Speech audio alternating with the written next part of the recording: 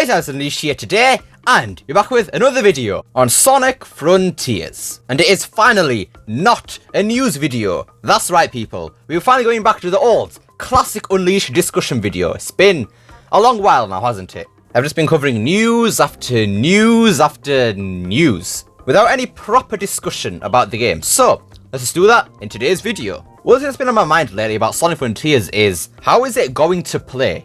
Because we don't know much about how the open world is going to play or anything. We don't know that the cyberspace is going to have boosts, but what about the open world? So I thought it'd be nice to discuss what the perfect gameplay style for the open world in Sonic Frontiers could be. So, without any further ado, ladies and gentlemen, boys and girls, let's discuss the topic at hand. Right, so then, like I said earlier, we already know that there'll be cyberspace levels in Sonic Frontiers. There'll be essentially boost levels such as generations and unleashes and stuff like that. So let's just touch upon that real quickly. I personally think the cyberspace levels should have unleash controls and moveset, but with the generations drift combined with it. Improved jump movement, similar to generations, and obviously don't map the homing attack button to the boost button.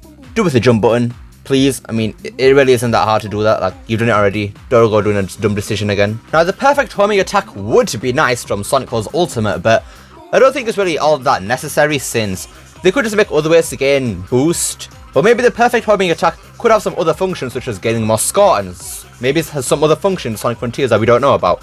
Who knows? But anyways, let's talk about the open world, since we actually don't know anything about it. All we know is that there's going to be some sort of combat system, and that is literally it. We already have 3 main gameplay styles in the franchise which could be used in the open world: Adventure, Boost, and Lost World. Both Adventure and Boost are different alterations in different games in terms of control and how they work, essentially. And we're going to consider all those in this discussion. So, I think it would be logical to start with Boost, since we're already just going to be in cyberspace and there is a slight chance they could just reuse it for the open world too. So then, we have 3 different versions of the boost. We have the Unleashed/Generations approach, which is basically the same. We have Colors, and then we have Forces. I think we should just get Forces out of the way because, let's face it, that would be absolutely awful for an open world. You can barely turn in Forces, and an open world requires full control of your character for exploration and stuff like that. We then have Colors and Unleashed/Generations. There are both pros and cons to both of these gameplay styles. Colors overall has great movement when going at speed and also not speeding, which is hard to say for Unleashed and Generations. You know what, I'm just going to say Unerations just to make it easier. But air movement can be a bit iffy in Colors. I think the air boost is fine, you can get some good range with it, and actually I think Force's air boost is even better. And Colors' jump may be good for slow 2D platforming, but that would be all that helpful in an expansive 3D environment. When jumping in Color, it slows you down a bit too much, and that might get in the way when you're trying to traverse an open landscape in the open world, which is where Unerations shines. While overall, moving in a 3D space with Unerations boost isn't all that great, the way the jump works is good, allowing you to keep the flow of speed going without losing it all entirely. You just lose just enough to make it feel natural. One issue with the boost as a whole, however, is that it's really easy to make Sonic go from 1 to 100 in an instant, which isn't a good motive for an open world. Sure, it means traversing the world would be a breeze, but when it comes to having to do slower things like exploration and stuff like that, that's where the problems lie. To conclude, I think it's safe to say that the boost wouldn't be suitable for an open world in Frontiers, as it removes any control which the player would need, and makes doing slower things feel like a chore. Now then, onto the popular Adventure formula. Now there have been many alterations of this formula compared to the boost, but there are still some. There's the Sonic Adventure Duo and 06. I think it's safe to say that 06 should just be ruled out, since it's essentially just all over the place, no momentum whatsoever, slow, and it's just not that great. But it's not all terrible though. The sweep kick and slide Sonic has is actually really good for keeping speed up and attacking without needing to spin dash. Anyways, let's just look at the Adventure Duo now. Now, the way Sonic plays in both of these games is nearly identical, with SA2 having some refined moves and more of them, but Sonic Adventure having the spam dash. I think for the sake of keeping things simple here, we'll just have Sonic Adventure 2 Sonic with the spam dash and call it a wrap. Right, so basically, the Adventure formula is perfect in every single way. It has brilliant control at speed and going slow, There's a natural and gradual rise of speed when running, you have the spin dash to aid you in gaining speed whilst not going complete bonkers, and overall, this will suit perfectly for an open world. The great thing about the adventure formula compared to the boost is that it's not as fast as it, meaning you wouldn't need to make the world as big as you would need to make it for the boost in order to have a playground big enough for Sonic to run and explore in. I think it's safe to say that the adventure formula would be great for an open world, though I think it may get a bit bland with the lack of ways you can traverse the land, which is where Lost World comes in. So then, Sonic Lost World. It's a bit weird, this one. Let's just get the bad things out of the way real quick.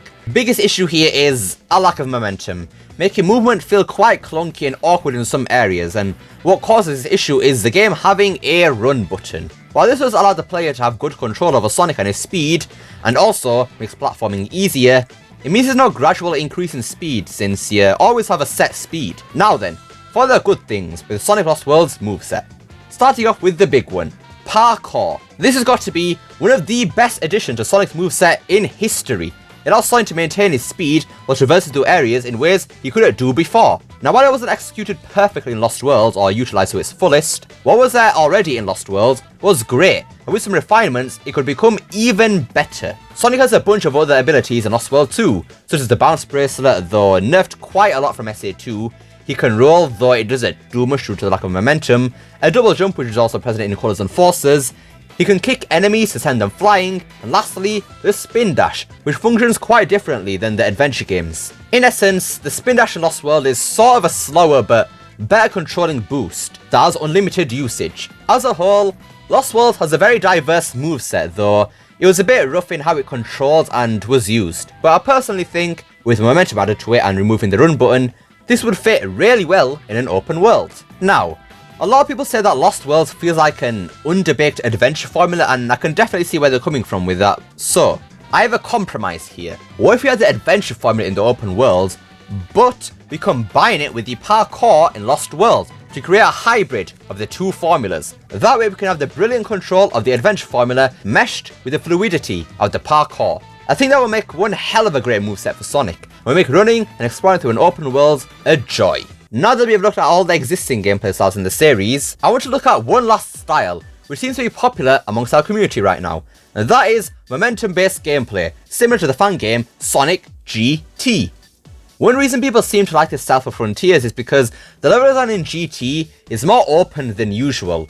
Not completely open world, but still very open. The basic moves in GT are the spin dash, rolling, homing attack, bounce bracelet, and I think that's about it. If I missed anything there, I apologise, I haven't actually played the game myself, so yeah. And what I think is really good about a momentum-based gameplay style like Sonic GT is that it allows the player to manipulate things like hills and slopes to gain unbelievable speed and just fly over the map. But that isn't all good. Like we established earlier, an open world is more than just running around in it. There needs to be substance in it, things to do and explore, which is where my problems with the momentum-based gameplay style come into play. The problem with Sonic GT is that it's really only built for the player to go fast as possible without the need to slow down, so when you eventually do come to do slower things like slow and precise platforming, it feels very clunky. That specific style is only made to go fast and nothing else, and which is why I believe that this gameplay style or something similar should not be used in the open world for Sonic Frontiers. Right, and that is it. We pretty much looked at all the gameplay styles that exist in the Sonic series, both fan and official, and looked at the pros and cons of them all. So then, I think from this discussion, I think it's safe to say the perfect gameplay style for Sonic Frontiers will be the adventure formula meshed with the parkour from Lost World. You just get a good control over Sonic with the parkour to put the cherry on top of it all. Anyways, that just about wraps it up for today's video. So yes, I believe that the perfect gameplay style for Sonic Frontiers in the open world would be a mix of the adventure formula and parkour, as it gives you many ways to traverse the landscape while also giving really tight control when going at slower speeds. Now obviously for some people who could do this, remember this is a discussion or anything, I don't actually have insider info or anything saying that, oh, Sonic Frontiers is going to be like this. I mean, I wish I did, but unfortunately not. It's all discussion here, just brainstorming ideas, I don't know. But what do you guys think about this topic? What would be the perfect gameplay style in your opinion for Sonic Frontiers in the open world? Let me know down below. Love to see what you guys have to say. I hope you enjoyed this video. Don't forget to like, share, subscribe, especially that last one. Don't forget to become unleashed by hitting that join button down below. Remember, it is not necessary. And I'll see you all next time. Peace!